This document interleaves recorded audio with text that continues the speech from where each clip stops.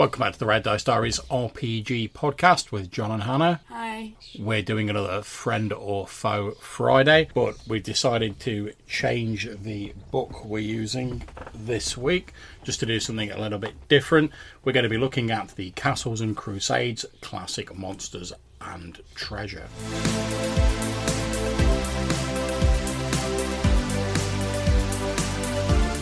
Now, for those of you who don't know, Castles and Crusades is a system derived from D&D, and it's published by Troll Lord Games. And I'm quite a big fan of the system. Up until recently, I was running a game of it. I'm going to tell you a little bit about their classic monsters and treasure book. This isn't the sort of core monster manual for their sister. However, as it says on the back, monsters abound. They litter the halls of our collective imaginations like so much debris. Wandering monsters, laird beasts, planewalkers, horrid thoughts that linger upon the edge of adventure. Classic monsters and treasures unearths a host of them, collected from various sources from the early days of tabletop role-playing. Classic Monsters and Treasure is a must-have, adding more than 120 monsters to your evening's game of Castles and Crusades. We're going to have a look at this. We're going to randomly pick a monster from it, and then we're going to see if we can find it in some of our other books, do a bit of a compare and contrast, and talk about how you could possibly use it in your game. Okay, Hannah, so why don't you roll the big D30 and we'll see what we get.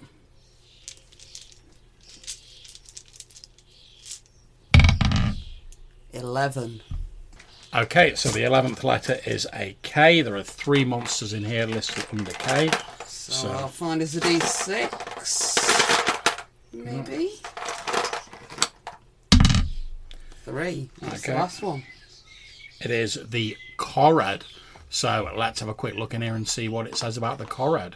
Okay, so according to Castles and Crusades, Classic Monsters and Treasure, the Korred are a race of wild, unpredictable fae that live in great pastures that dominate the landscape. By day they sleep in tall grass, but at night they become active. They care little for the civilized ways of the world. They are chaotic, rowdy, and border on barbaric. They've got a great love for food and drink, but a passion for music and dance. They're about 3 feet in height, resembling dwarves from the waist up, and from the waist down they have the legs of a goat. So sort of like a satyr, which, if I remember correctly, although they're listed as a separate monster in here, originally they were a sort of derivative of satyr. That'll be why I can't find them under K for Korred. Yeah, they are. There we go. So what does the second ed AD&D monster manual say about them, love? So, on this page it's obviously mostly Satyr, because that's how it works with the AD&D Yeah, manual. you get like the main species is covered by most of it, and then you just get like a little sort of couple of paragraphs about any sub-races and whatnot. Mm-hmm. So you've got your basic description of a Satyr, obviously goatman, little horns, and then you've got the Korred, which are, as with some of the other stuff we've looked at, like a levelled up version of the Satyr. They've got much higher charisma, much higher strength. They can weave their hair into entangling ropes and snares. Well, that's quite interesting. Whilst it doesn't say anything about that in the Classic Monsters and Treasure, it does mention they have great strength and they have like a charm ability, which is, I presume, representing the high charisma and stuff like that. Yeah, these have got a magical laughter effect. And can also use the following abilities at will: stone shape, animate rock, stone door, teleports up to 30 feet, shatter rock, transmute rock to mud, and stone tell. Well, they've certainly got a lot more magical abilities in the AD&D Second Edition Monster Manual. In here, they're basically just they're charming. Their charm ability takes the form of dancing. Any creature charmed will be charmed as long as they sing, which can last for up to 3d6 turns. And they get great strength, so they do like +4 damage, and they get +4 on any strength check. That's about it for their abilities in here. Mm-hmm. So the very last thing on the page is one of these things that I think would probably cause problems with a lot of the player groups that I've played with. All right, okay. Or at least is one of those sort of things that you get in D&D monsters that just seem like weird and nonsensical, and why even bother putting it in there? So the Korred carry these little pouches and the pouches contain hair, shears and other items. These items turn to gold if sprinkled with holy water. Okay, they will that's not weird. voluntarily give up the pouch. So, thinking back to those games that I played in high school and how there were some kids who literally knew this book by heart. If you put one of them in your game with those kids, they would go, oh, that's how I get the treasure. And they would instantly ignore all else that's in there. And it just seems to be kind of pointless. Like, why put it in there? Because if he's not going to give you his pouch, then you may as well just put some gold coins in there and let the players rob him if they're going to. Surely it may as well just be covered under the standard like treasure you'd find from any monster that you kill. It does seem a bit weird they've mentioned it specifically. It's just such an odd thing. I wonder if it's something to do with the like old mythology. You see, now I can see if you were going for sort of like that like Fey like Rumpelstiltskin vibe, you know, where they can like spin like rubbishy items into gold and whatever, and they like trick people into making promises, and later on you're like, oh no, it's just like a handful of flowers, it's not gold, and I've sold my prize cow for some flowers or whatever. But just having them have something that's literally turns to gold, but they won't give up. It just seems a bit of a weird thing to me. And that's specifically mentioned for the Korred, is it, or is that? Yeah, it's like the last bit of the paragraph about them. That's weird. Now, I've just Classic been AD&D. there's some idiosyncratic monsters in there. I've just been looking through the 5th edition monster manual while you're checking that, and it doesn't have anything about Korred specifically as a sub-race, but obviously they do have Satyrs covered, and they're pretty much your standards of hedonistic goat men. They can ram people with their horns, they have a bit of magic resistance, they're medium fey creatures, they've got a short sword and a short bow. And then there's a little variant sort of sidebar where it says a satyr might carry panpipes it can play to create magical effects, and basically this is the version of the charming. They get 2 sort of different things they can do, different magical effects they can do. They can play a charming melody which charms someone for a minute.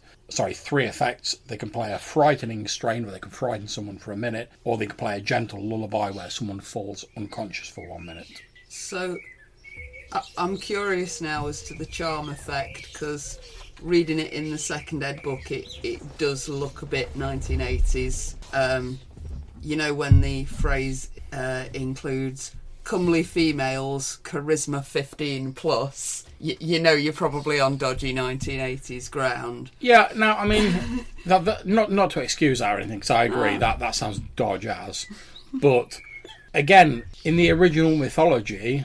Oh, yeah, satyrs are well dodge in that respect. I'm just curious as to how it's been updated. How do they select who they're charming? Because in this, it's pretty much, if your character's female and got charisma 15 plus, they're going to try and charm them. Otherwise, as long as you're not offensive, they'll sleep you. If you're hostile, they'll cause fear. Well, I think from looking at the 5th edition book just then, I think the way they've decided to deal with this is by the time-honoured tradition of not dealing with it and just not giving any specifics to who they charm. So I think it's pretty much down to like the GM as far as 5th edition is concerned. But which is a far more sensible approach. You're on far less dodgy ground. But yeah, they still have the charm, the fear, and the sleep and whatever. But I think a lot of the reason why AD&D first came about was after they did sort of basic D&D, everyone house ruled it, everyone played it different. And I know I've read in a few places that when Gary Gygax first came up with AD&D, the idea was it was based for tournament play. So they wanted to make it sort of watertight, so that like if it didn't matter what country you're playing, and if you're playing AD&D, you're playing the same game. Of course, it didn't work, because as soon as everyone got it, they started house ruling it again. But one of the things I've noticed is in AD&D, things tend to be a lot more specific. Like we're saying with like not just the charm thing there, but like a lot of things where they'll be like, oh, if this happens, then they'll use this ability. Whereas as time's gone on, I think there's been more emphasis on the GM having more choice about that, which I quite like, because most people have at least a vague idea of what a satyr is about. You know, they're sort of hedonistic goat men, obviously very loosely in this sense based on Grecian and Roman mythology, often linked to like the god Pan, which I quite like the inclusion of like the magical panpipes in 5th edition. That was a nice little nod. These guys get panpipes as well. I think it's just a prop to do their previous magic with. Yeah, I mean, the only thing I would say is a bit different in 5th edition is it's given as an optional thing. So by default, Satyrs in 5th edition don't have these magical panpipes. It's like a bit of an upgrade to them. But whereas in there you've got, in the AD&D 2nd edition monster manual, you've got the Satyr and the Korred as like a sort of separate subdivision. And as we've said before, you see this a lot in the AD&D monster manuals. They'll offer you one creature and then they'll give you like an upgraded version or a slightly tweaked version as like a little separate stat block. You get maybe like a paragraph or something explaining the difference. Whereas in 5th edition, they still do this a little bit, but a lot of the times there doesn't seem to be the emphasis on placing the strict division between these subdivisions. So you might get like an upgraded orc, but it'll just be called like an orc warrior or like an orc bruiser or something like that. It won't be like it's an entirely separate creature. I don't know why they decided to do that, but I think I prefer that to like having all these weird and wacky sort of variant races and stuff like that. Because it makes more sense to me that like, oh yeah, okay, you've got an orc, just to give a random example, I'm pulling out my arse. You've got an orc, you've got some slightly bigger orcs, you've got some orcs who use bows, you've got some this, that and the other. Whereas if every race is like, oh yeah, we've got like a related but like different race, it starts to feel very crowded. And obviously that's just my opinion, you don't have to use all these races in your campaign world, but it feels a little bit like a lot of them were sort of space fillers. Like they're like, oh, we've got a bit of space left on this page, what can we do? A variant with more hit points? You know what I mean? See, I remember, again, the high school games with the AD&D, finding them kind of useful, again, with the players who'd already memorised like most of the main monsters in the book. It could give you a bit of a like skew to it, surprise them a little bit. But beyond that, I can't really think of massive use for the extras. I've got to admit, I did find it useful when I first sort of started DMing, because I didn't really know as much about the system. I hadn't got the experience of different role-playing games. Whereas now, because I'm more comfortable with that, I'm quite happy to just go, oh, I can like modify a monster like this, or I'll give him a few more hit points, I'll give him like an ability or whatever, and do that on the fly. Whereas I think if you're a newer GM, it's a lot more handy to have these variant stat blocks, because rather than sitting there thinking, oh, I don't really know what to do, I want to make this monster a bit powerful, but how powerful is a bit powerful? I'm going to make it too bad.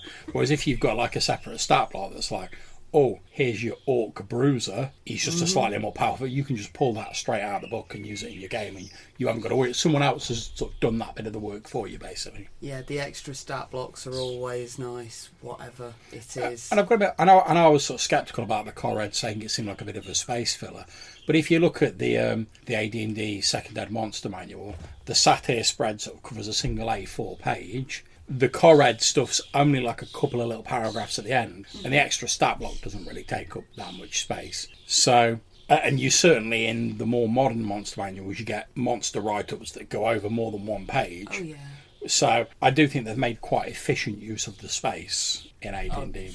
Absolutely. And again, when you're talking about potential tournaments with potential thousands of players, you do need all that stuff nailed down. And if you then want people to be able to take the book home and go and play the same game, which, as you say, was the original intention, you need to have a lot of variation to it for them to be able to keep coming back to it.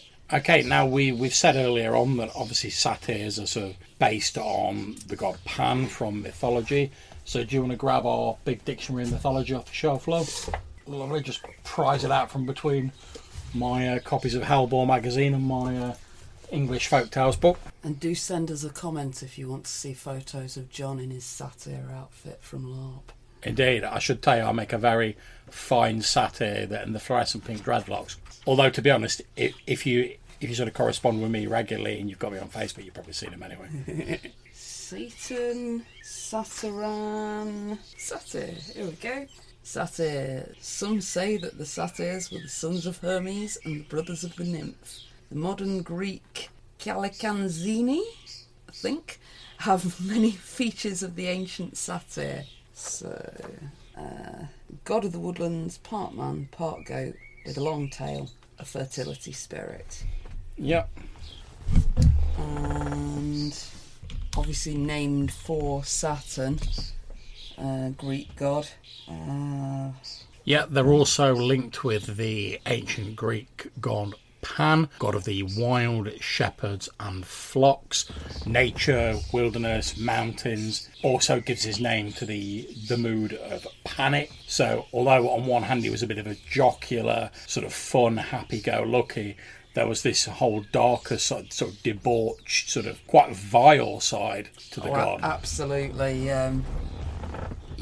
There's some very interesting statues of Pan from Pompeii. I'm sure anybody that's seen the one I'm alluding to would know what it is, but otherwise have a look for a statue called Pan's Goat. Indeed. Now I'm sure you can work out what that's a reference to, given that he's a fertility god, but obviously we won't go into details. But as we were saying with the Satyrs, when we're looking in the dictionary of mythology, Pan's parentage is unclear, but generally he's portrayed as a son of Hermes, although in some myths he's linked with Dionysus, who was a god of wine, which is obviously appropriate, and he's linked with wood nymphs and things like that. And there's a lot of famous myths about Pan chasing after different nymphs and pursuing people. You know, Greek myth stuff. Indeed. One of the myths is that he pursued the nymph Syrinx, daughter of Ladon, the river god. As she was coming back from the hunt one day, he met her, and to escape from her, she ran away and didn't stop to hear what he was trying to say to her. He pursued her until he reached her sisters, who changed her into a reed. Because, you know, what other way could you possibly have of escaping him? Turn yourself into a plant. Why not? It's an ancient myth. When the air blew through the reeds, it produced this sort of mournful, plaintive melody. And Pan, still infatuated with the nymph,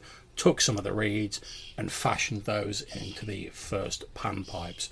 And that's supposedly why he's linked with panpipes. And that cascades down to the satyrs that are based on him. And as we've just been saying, in both AD&D and in 5th edition, those panpipes are still present. So it's nice to see them still sort of linking back to that original mythology. So we've talked a bit about the Korreds and the Satyr in mythology and how they're represented in AD&D 2nd edition, the 5th edition monster manual, and the classic Monsters and Treasure for Castles and Crusades. But what ways do you think we could use them in a D&D campaign?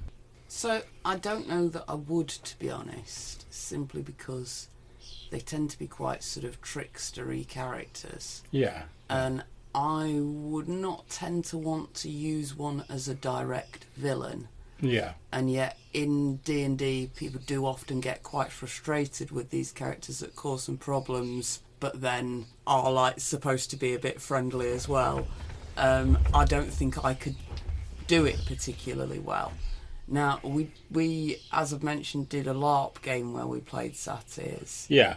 And that was a very different thing to a tabletop because most of what we were doing there was sitting around a campfire, drinking, singing songs. That's what Satyrs do. We were having fun with it. Well, yeah, and people could come and go and join in if they wanted. We sort of put we sort of focused on those particular aspects, you know, like the drinking and the singing, and we sort of put like this light-hearted spin on it. But as we've said earlier on, there is very much this sort of darker side to that, because whilst like this debauchery, like I said, drinking, singing, having fun, is absolutely great when you sort of do it in like moderation and, you know, you're not harming anyone. Obviously, if you abandon everything else and throw caution to the wind and you're just drinking all the time, you're dancing all the time, you're neglecting your other stuff, you're not doing anything else but sort of debauchery, it becomes a problem. And especially as is depicted with Pan several times in mythology, if you come across someone and you're like, oh, come along and dance with me, like join in with this debauchery, and they're like, no, mate, I'm good. And you're like, no, you're going to join me in this debauch, and you're pursuing them, that becomes much more problematic, because then you're trying to force your intentions on somebody else, and obviously that's neither a good nor a comfortable thing for many people, nor should it be, to be perfectly honest. Well, yeah, that is the point of the myth. I mean, I think if I was going to go for using one of these as like a villain, rather than play up the trickster angle that you were talking about, because I agree, players can get really annoyed with tricksters, I would play up that sort of villainous manipulator angle, because how many times have we seen a villain in something and they're like the Cardinal Richelieu sort of style villain, where they get other people to do their dirty work and they make other people think that it's what they wanted to do in the first place. We see it with like Iago in Shakespeare's Othello. He takes a couple who are very much in love, and he twists Othello round his finger that at the end he becomes absolutely convinced that his wife is cheating on him, despite an entire lack of evidence. Ends up strangling his wife, killing Iago, and then, if I remember correctly, killing himself. And that's all because of the villain's manipulations. So you're seeing your Satyr as being more like a sort of a head of a mobster family, yeah, almost. Well, think about it. What makes an actual villain a villain? And I've said this a number of times. I don't believe that any villain wakes up and just sort of goes, "Oh, today I'm going to be evil." It's the fact that they want something that is like injurious or abhorrent to society in general. So a villain might seem quite reasonable, like, I'm going to kill this person to get what I want, but the rest of society is like, no, you shouldn't just randomly murder somebody. That's what makes them villainous. So if you've got this Satyr who's like, oh, I think everyone should make me Lord of the fucking Dance, and like anyone who doesn't agree with me is going to get dealt with, that can be like quite a sort of horrible villain. And let's say we've talked about villains that manipulate people, and they've not got the ability to like charm people and supernatural abilities and stuff like that. So I think, yeah, you could quite happily have like a sort of Satyr, like head of like a criminal organisation or someone like that. It's like he's pushing people's buttons and he's manipulating them to do what he wants, so that in the end he'll get his goal of like removing the people who are interfering with his good time. Because at the end of the day, the Satyr is quite a sort of selfish figure. Because as long as they're having fun, they're getting to laugh and they're getting enjoyment, they're not bothered about anybody else. The only reason they're even vaguely concerned with other people is as sort of bit players to their own drama. So if they're pursuing you, it's not because they're bothered about what you want, it's because they want to pursue you and possess somebody. So I think they could certainly be used for that sort of thing. Well, I'm sold on the idea, John. When are you running your Victoriana mobster game with the like Satyr who's a man of respect? No, I think that could actually be like a really good idea for a game. Now, I'm not saying I will run it, and certainly a Satyr wouldn't be my first choice for a villain, but I think it could be interesting because it's not what people would expect. Because how many games have you played in where like, the villains turn out to be a Satyr? Bizarrely, their abilities do really support. I mean, I think based on what we've got in there, they're strong. They've got that whole like headbutting thing they can do with their horns. They're obviously intelligent. They can charm people. They can put people to sleep. They can make people scared of them. How do you get at them when they can either make you their best mate, they can make you run away, or they can just put you to sleep and slit your throat, or just leave? What do you do against somebody like that? So I could generally see a group of NPCs who might not be able to overcome that, trying to hire in your band of adventurers or whatever, and be like, look, oh, this like crazy man's like taken over like the old castle up on the hill, and like all the villagers are stuck there, and they've been up there for like weeks just like dancing their tits off, and like no one can get up there to do anything about it. I've sent 5 messengers up there, none of them have come back, so they have to hire the adventurers. I could see that being a really fun, interesting adventure. And to be honest, I'd actually quite like to write an adventure like that, but I don't know whether I'll get around to it. But I love the idea of a Satyr as a villain. Quality. Pandrino. I'll quit bugging you about it. Okay, so that's been our episode about the Satyr and the Korred, a sub-race of the Satyr. We hope that's given you some ideas of how you could possibly use them in your games. And if you go online and type in Pan or Satyr, there's lots of different research available online. We hope you've enjoyed the episode. If you want to get in touch with us, you can leave us a message using the SpeakPipe website. There's a link in the description of this show.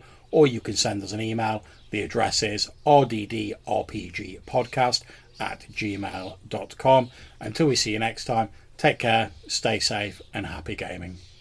Bye.